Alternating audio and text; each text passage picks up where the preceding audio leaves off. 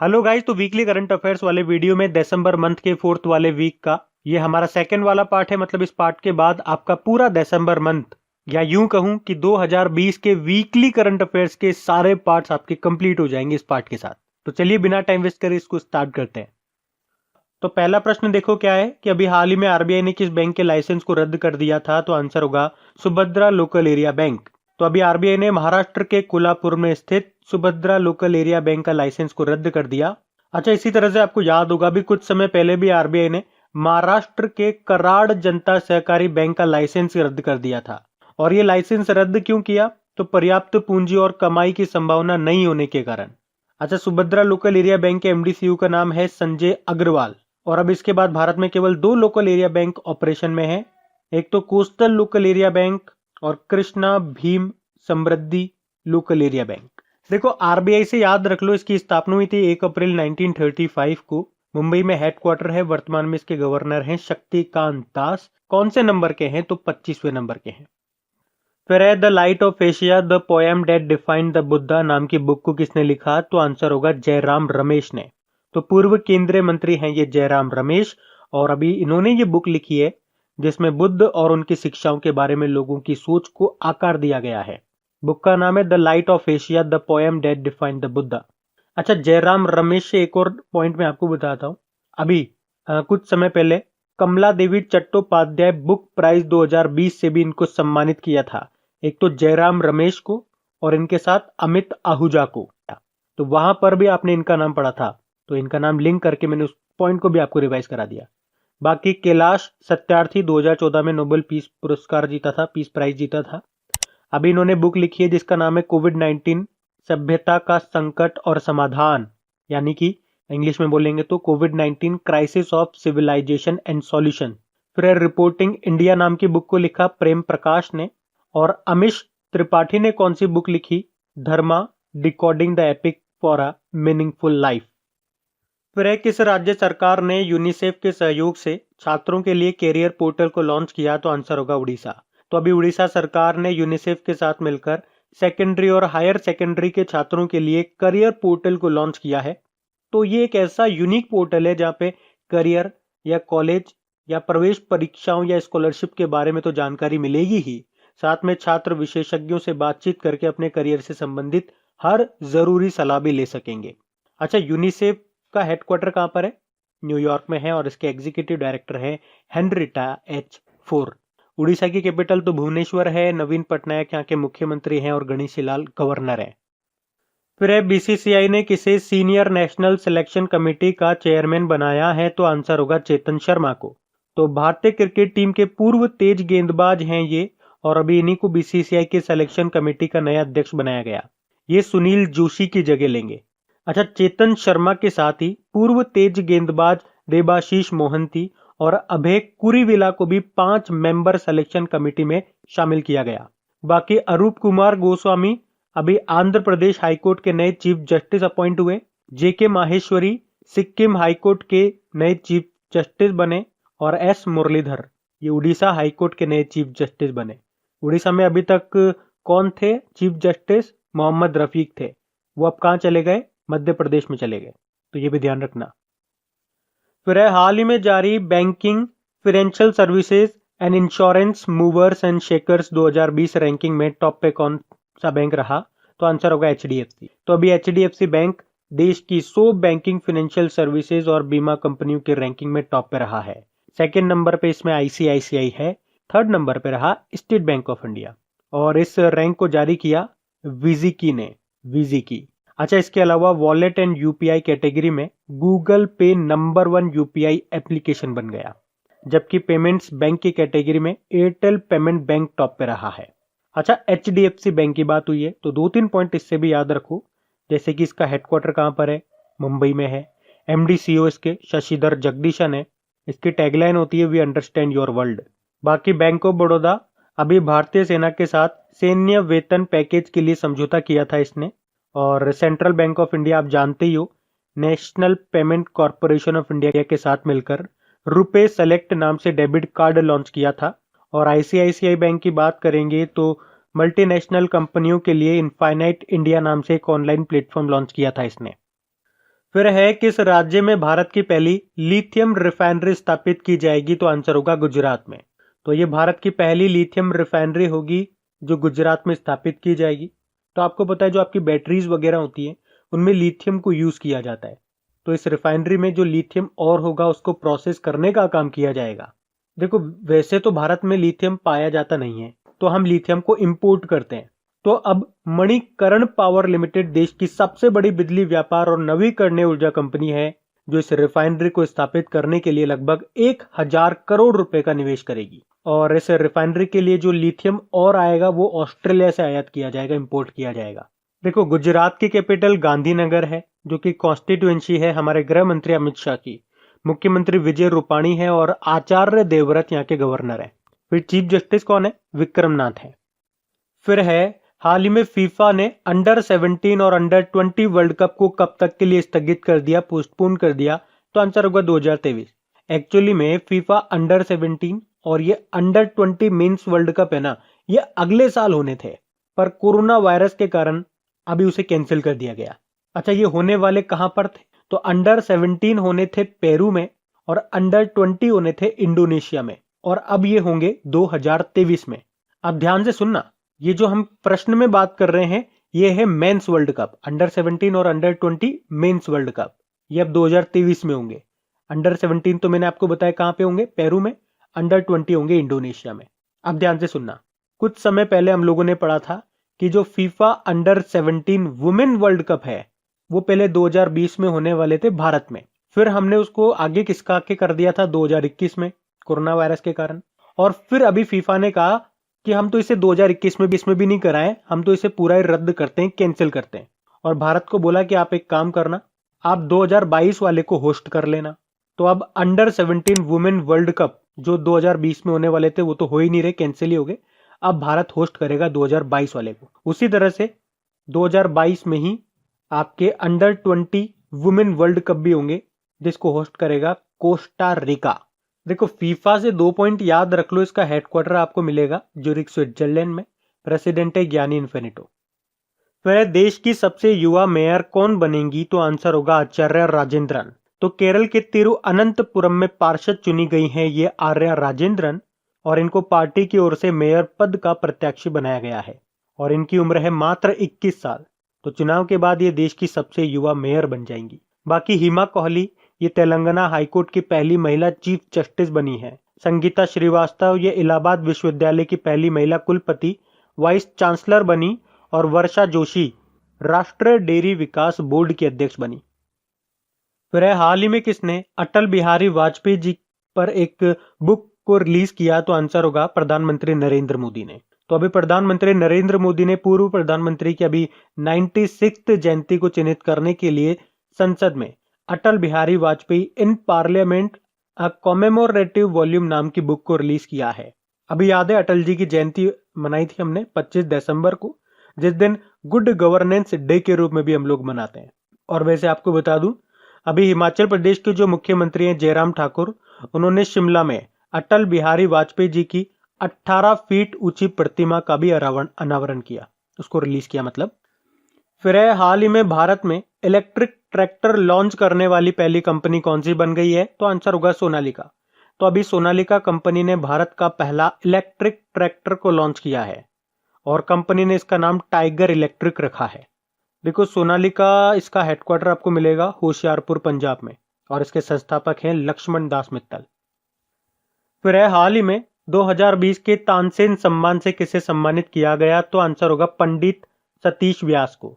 तो पंडित सतीश व्यास ये संतूर वादक हैं और अभी इन्हीं को मध्य प्रदेश सरकार के द्वारा दिए जाने वाले तानसेन सम्मान 2020 से सम्मानित किया गया है। तो इनका नाम आप याद रखना, और इस सम्मान में इन्हें 2 लाख रुपए की राशि और एक प्रशस्ति पत्र दिया जाएगा। बाकी विद्युत मोहन का नाम आपने सुना होगा, young champions of the earth के रूप में इनको चुना गया था। David Attenborough Indira Gandhi peace prize 2020 जीता था, और रंजीत सिंह डिसाले बड़ा इंपॉर्टेंट नाम है भैया, क्योंकि ग्लोबल टीचर प्राइज जीतने वाले पहले भारतीय जो बने थे ये। फिर अभी हाल ही में किस राज्य ने भारत की पहली हॉट एयर बैलून सफारी को लॉन्च किया? तो आंसर होगा मध्य प्रदेश। तो मध्य प्रदेश में जो बांधवगढ़ टाइगर रिजर्व है उसमें भारत की पहली ये हॉट एयर बैलून सफारी को लॉन्च किया गया। वैसे तो भारत में कई हॉट एयर बलून राइड है, पर यहाँ पे जो बात हो रही है वो है भारत की पहली हॉट एयर बलून सफारी की। तो इसमें पर्यटक जो बाघ वगैरह हो गए, इंडियन स्टॉल्थ बेयर हो गए, जो तेंदुए हो गए, उनको ऊंचाई से देख पाएंगे। मध्य प्रदेश की कैपिटल भोपाल है, मुख्यमंत्री हैं शिवराज सिंह चौहान, आनंदीबेन पटेल यहाँ की गवर्नर है। फिर है भारतीय सॉफ्टबॉल महासंघ की पहली महिला अध्यक्ष कौन बनी? तो आंसर होगा नीतल नारंग। तो अभी नीतल नारंग ये सॉफ्टबॉल फेडरेशन ऑफ इंडिया की पहली महिला अध्यक्ष बनी है।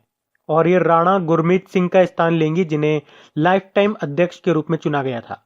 सॉफ्टबॉल ये लगभग बेसबॉल की तरह ये गेम होता है, बस इसमें जो बॉल होती है ना वो थोड़ी बड़ी और नरम होती है। बाकी संगीता श्रीवास्तव इलाहाबाद विश्वविद्यालय की पहली महिला कुलपति वाइस चांसलर बनी। Annika Sorenstam world golf federation की नई अध्यक्ष बनी, स्वीडन से हैं ये। और जेना वोल्ड्रिज ये इंग्लैंड से हैं और वर्ल्ड स्क्वैश फेडरेशन की नई अध्यक्ष ये बनी थी। फिर साल 2028 तक दुनिया की सबसे बड़ी अर्थव्यवस्था ये कौन सा देश बन जाएगा? तो आंसर होगा चाइना। तो अभी centre of economic and business research की रिपोर्ट के अनुसार 2028 तक जो चाइना की अर्थव्यवस्था है वो अमेरिका को पछाड़कर दुनिया की सबसे बड़ी अर्थव्यवस्था बन जाएगी। जबकि भारत की बात करें तो 2025 तक भारत ब्रिटेन को पछाड़कर 5वीं सबसे बड़ी अर्थव्यवस्था बन जाएगा और 2030 तक जर्मनी और जापान को पछाड़कर दुनिया की तीसरी सबसे बड़ी अर्थव्यवस्था बन जाएगा भारत। तो ये आप ध्यान रखना। फिर हाल ही में भारतीय सशस्त्र बल चिकित्सा सेवा का अगला महानिदेशक किसे नियुक्त किया गया? तो आंसर होगा रजत दत्ता को। तो अभी केंद्र सरकार ने Indian armed force medical services के डायरेक्टर जनरल के रूप में रजत दत्ता को नियुक्त किया है। और ये जो आर्म्ड फोर्स मेडिकल सर्विसेज के डायरेक्टर जनरल होते हैं ना, ये तीनों सेवाओं में सबसे वरिष्ठ चिकित्सा अधिकारी होते हैं जो फोर्स के सभी अस्पतालों की देखभाल करते हैं। बाकी राजीव जलोटा अभी मुंबई पोर्ट ट्रस्ट के ये चेयरमैन बने। ज्ञानेंद्रो निगोंगबाम की बात करेंगे, हॉकी इंडिया के नए प्रेसिडेंट बने।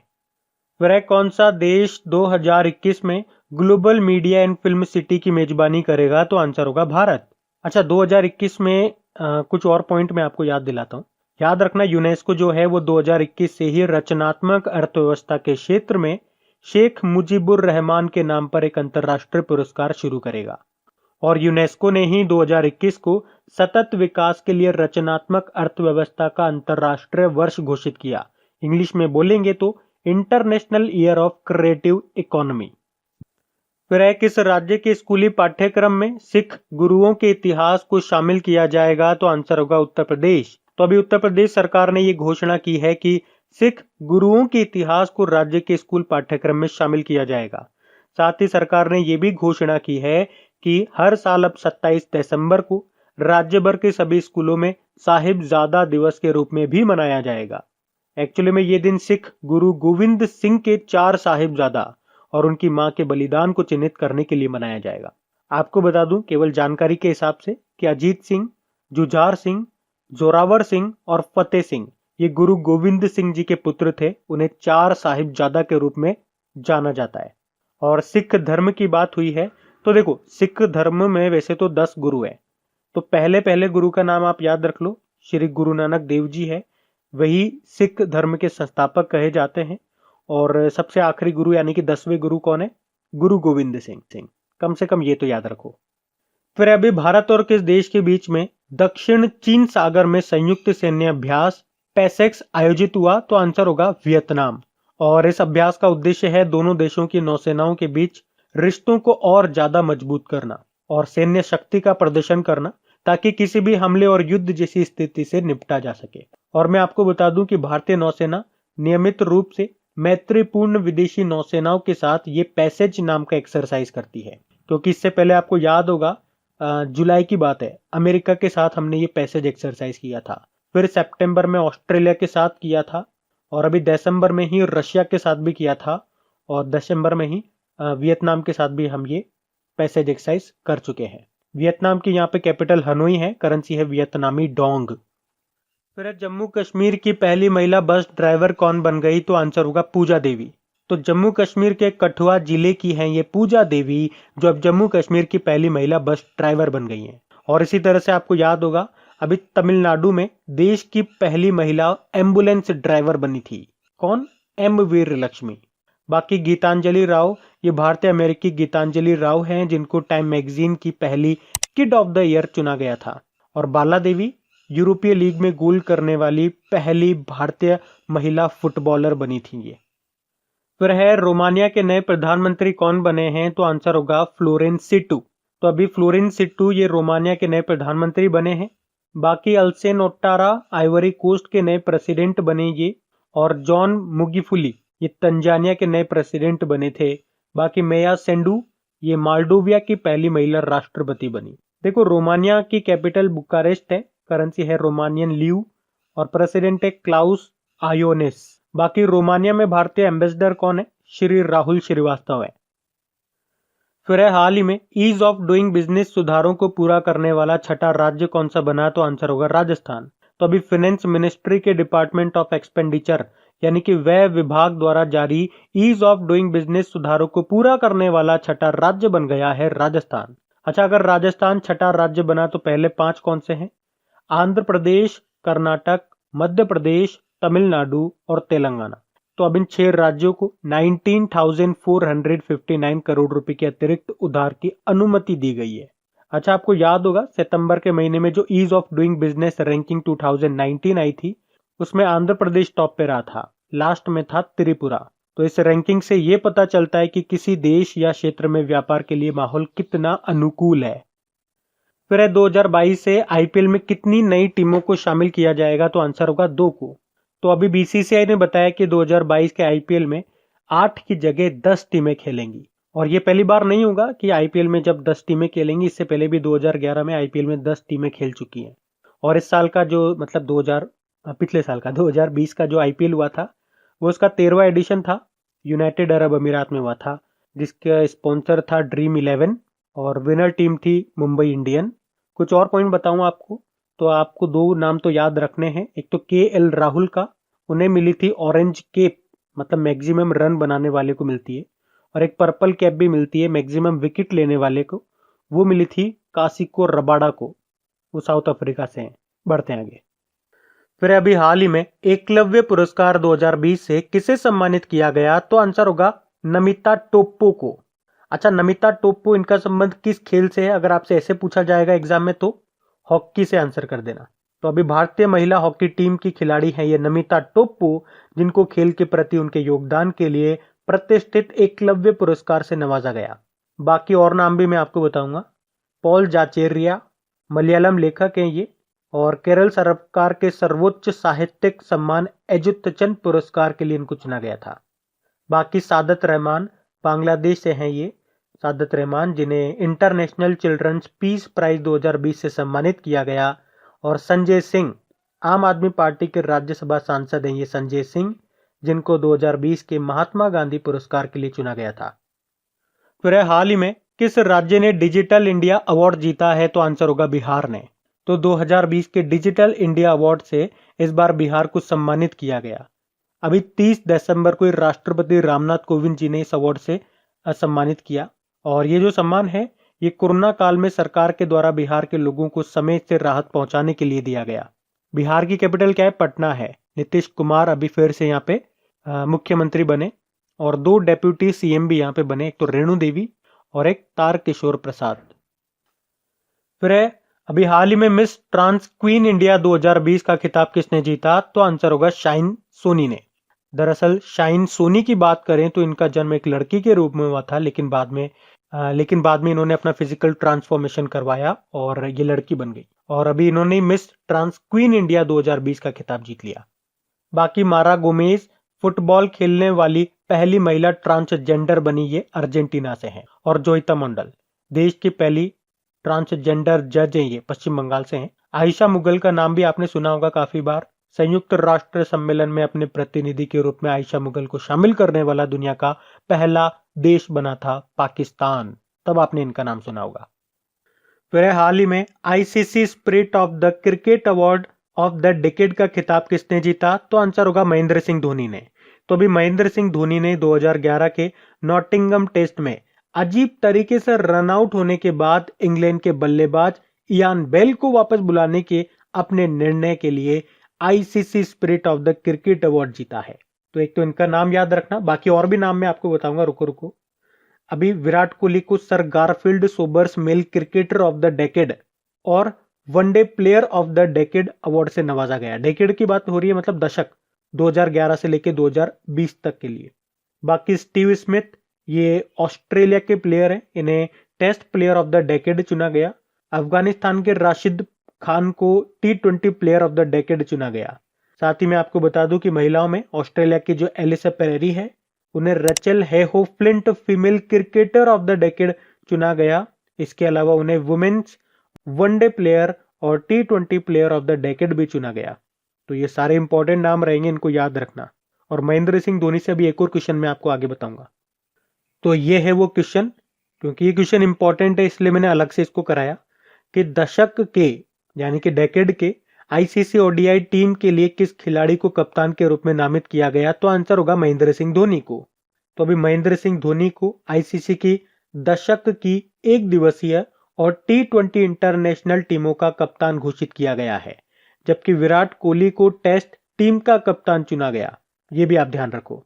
वैसे आप जानते ही हो महेंद्र सिंह धोनी अभी जो आईपीएल हुए थे उसमें 200 आईपीएल खेलने वाले पहले खिलाड़ी भी बने थे।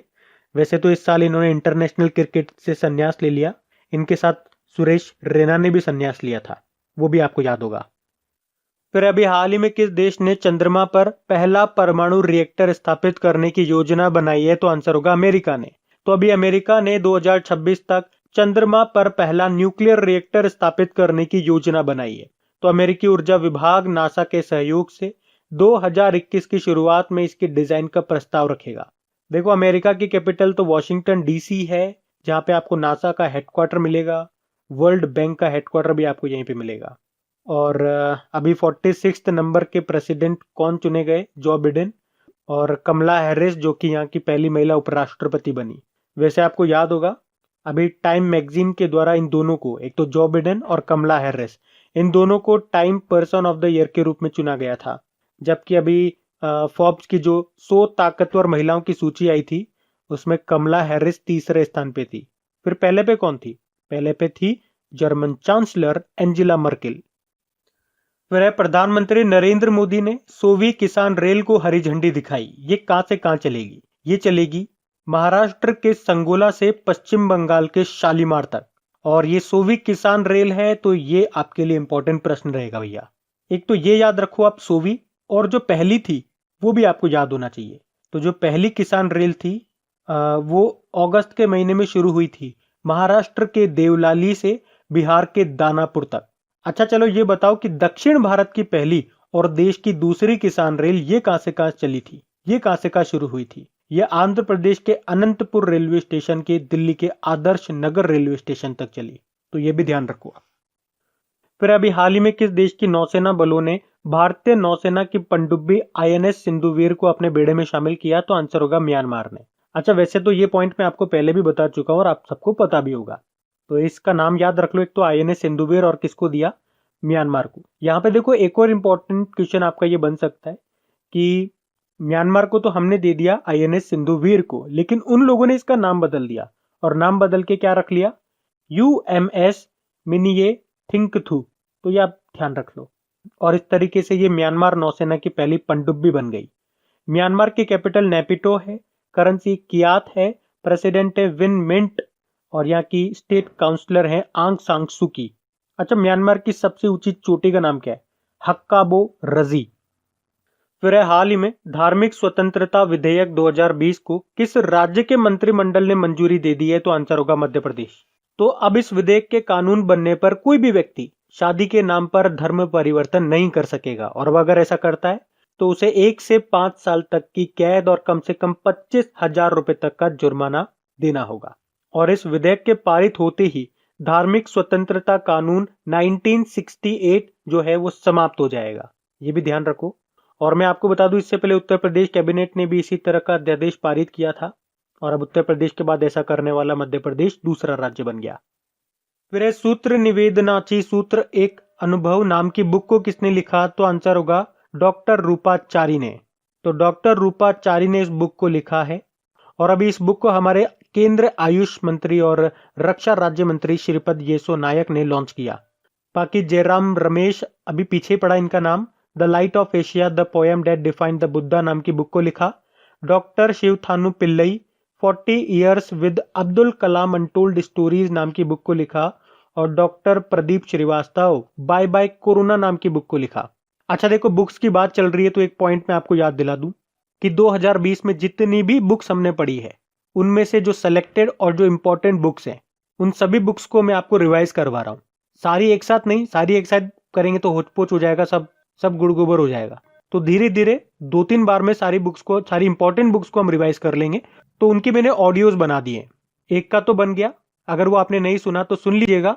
टॉप 20 इंपॉर्टेंट बुक्स नाम से उसका वो ऑडियो आपको मिल जाएगा अपनी खबरी एप्लीकेशन में। लिंक आपको नीचे डिस्क्रिप्शन में मैं दे दूंगा, वहां जाकर के अगर नहीं सुना तो वो सुन लीजिएगा। क्योंकि पढ़ तो आपने सारी बुक्स रखी है डेली करंट अफेयर्स में, लेकिन उनका रिवीजन अब करना आपके लिए ज्यादा महत्वपूर्ण है। रिवीजन नहीं करोगे तो चीजें याद नहीं रहेंगी। इसीलिए एक साथ जो इंपॉर्टेंट बुक्स होंगी उनका मैं ऑडियो तैयार कर रहा हूं आपके लिए, तो वो सुन लेना भैया। अभी हम बढ़ते आगे। फिर है हाल ही में फास्टैग जारी करने के लिए गूगल पे के साथ समझौता करने वाला पहला बैंक कौन सा बन गया? तो आंसर होगा आईसीआईसीआई बैंक। तो अभी गूगल पे और आईसीआईसीआई बैंक ने अपने यूजर्स को फ्री में फास्टैग प्रदान करने के लिए आपस में समझौता किया है। और इस तरह से फास्टैग जारी करने के लिए गूगल पे के साथ समझौता करने वाला पहला बैंक बन गया ये आईसीआईसीआई। तो अब यूजर्स को फास्टैग खरीदने के लिए किसी भी मर्चेंट या टोल नाके पर, टोल लोकेशन पर जाने की जरूरत नहीं होगी। और वैसे भी अब तो आपको पता ही है 1 जनवरी 2021 से फास्टैग आपका मैंडेटरी हो गया है सभी गाड़ियों के लिए। आईसीआईसीआई बैंक मुंबई में headquarter, MD CEO Sandeep Bakshi और हम है ना ख्याल आपका इसकी टैगलाइन है। फिर है भारत का पहला पॉलिनेटर पार्क यानी कि परागणकर्ता पार्क, ये किस राज्य में स्थापित किया जाएगा? तो आंसर होगा उत्तराखंड में। तो अभी देश का पहला परागणकर्ता पार्क यानी कि पॉलिनेटर पार्क ये नैनीताल जिले के हल्द्वानी में स्थापित किया जाएगा। और इसमें लगभग 50 अलग अलग परागणकर्ता प्रजातियां होंगी, जिसमें तितलियां, मधुमक्खियां और भी पक्षियों की अलग अलग प्रजातियां शामिल है। और इस पार्क को स्थापित करने का उद्देश्य क्या है? विभिन्न परागण प्रजातियों का संरक्षण करना और परागण के महत्व के बारे में जनता के बीच जागरूकता पैदा करना। अच्छा, परागणकर्ता यानी कि पॉलिनेटर, तो ये वो एनिमल होते हैं जो एक फ्लावर के पॉलन को दूसरे फ्लावर के फीमेल स्टिग्मा तक लेकर के जाते हैं। यानी कि आप कह सकते हो सिंपल भाषा में फ्लावर्स के बीच में क्रॉस कराने का ये काम करते हैं। फिर है making of a Hindu patriot, background of Gandhi ji's Hind Swaraj नाम की बुक को किसने लिखा? तो आंसर होगा एमडी श्रीनिवास और जेके बजाज ने। तो अभी महात्मा गांधी जी के ऊपर एक बुक लिखी है जिसका नाम है making of a Hindu patriot, background of Gandhi ji's Hind Swaraj, और इसको लिखा है इन दोनों ने, एमडी श्रीनिवास और जेके बजाज ने। फिर अभी डीआरडीओ के द्वारा scientist of the year award से किसे सम्मानित किया गया? तो आंसर होगा हेमंत कुमार को। तो अभी वरिष्ठ वैज्ञानिक हेमंत कुमार को ल्यूकोडर्मा के इलाज के लिए उन्होंने जो लोकप्रिय दवा ल्यूकोसिन बनाई है और इसके साथ ही कई तरह की जड़ी बूटी दवाओं को विकसित करने में किए गए उनके योगदान के लिए डीआरडीओ ने उन्हें scientist of the year award से सम्मानित किया। बाकी नमिता टोप्पो एकलव्य पुरस्कार 2020 से सम्मानित किया गया, ये हॉकी प्लेयर है। पंडित सतीश व्यास 2020 के तानसेन सम्मान से सम्मानित किया गया। और Ranjit Singh Disale global teacher prize जीतने वाले पहले भारतीय बने।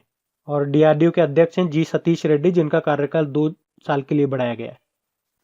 फिर है अभी इंडियन मेट्रोलॉजिकल ने किस स्थान पर देश का सबसे ऊंचा मौसम विज्ञान केंद्र खोला है? तो आंसर होगा लेह लद्दाख में। तो हमारे जो केंद्रीय मंत्री हैं हर्षवर्धन जी, उन्होंने लेह में समुद्र तल से करीब 3500 मीटर की ऊंचाई पर स्थित भारत मौसम विज्ञान विभाग के मौसम विज्ञान केंद्र का उद्घाटन किया।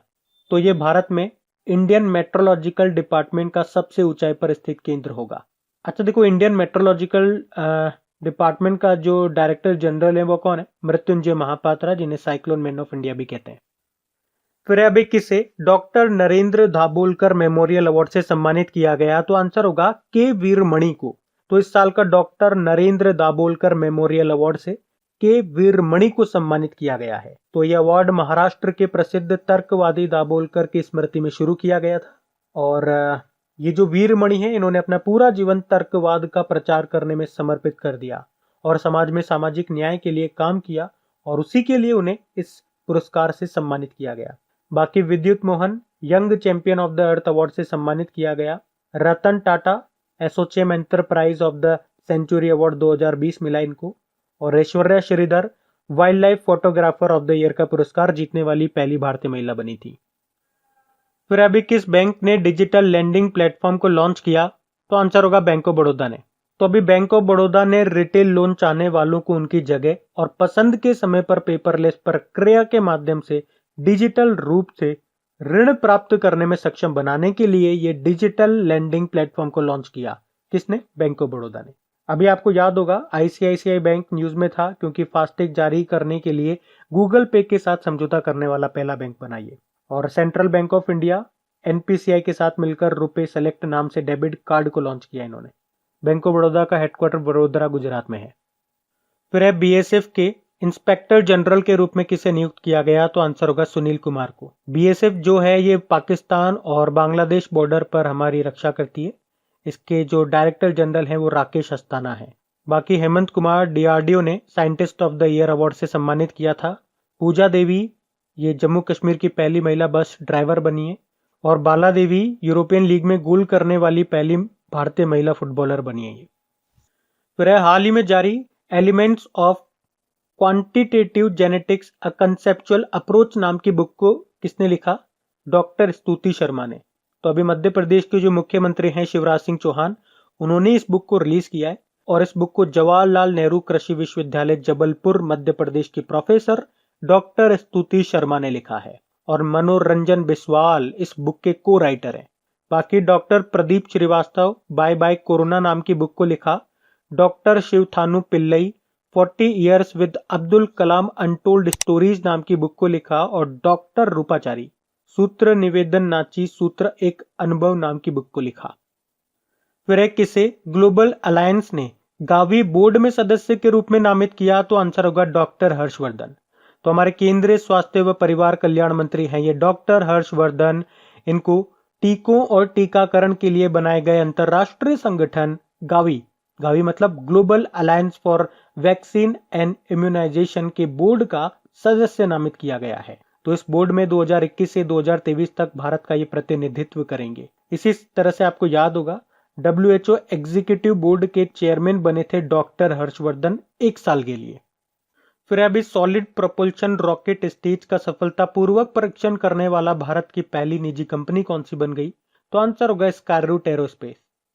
तो हैदराबाद में स्थित है ये स्काईरूट एरोस्पेस और इसने अभी एक सॉलिड प्रोपल्शन रॉकेट स्टेज जिसका नाम है कलाम 5 उसका सफल परीक्षण किया है। तो ये भारत की पहली प्राइवेट कंपनी है जिसने सॉलिड प्रोपल्शन रॉकेट स्टेज का सफलतापूर्वक परीक्षण किया है। इसका हेडक्वार्टर हमने बताया हैदराबाद में है। फिर है निमोनिया के खिलाफ भारत का पहला स्वदेशी टीका लॉन्च किया गया, उसका नाम बताइए। उसका नाम है निमोसिल। तो एक्चुअली में अभी हमारे जो केंद्रीय स्वास्थ्य मंत्री हैं डॉक्टर हर्षवर्धन, इन्होंने निमोनिया से लड़ने के लिए भारत में विकसित पहली वैक्सीन लॉन्च की है।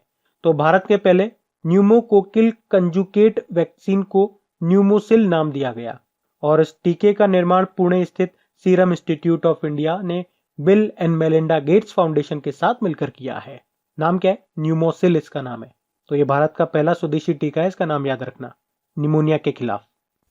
फिर अभी किसे player of the century award 2020 से सम्मानित किया गया? तो आंसर होगा क्रिस्टियानो रोनाल्डो को।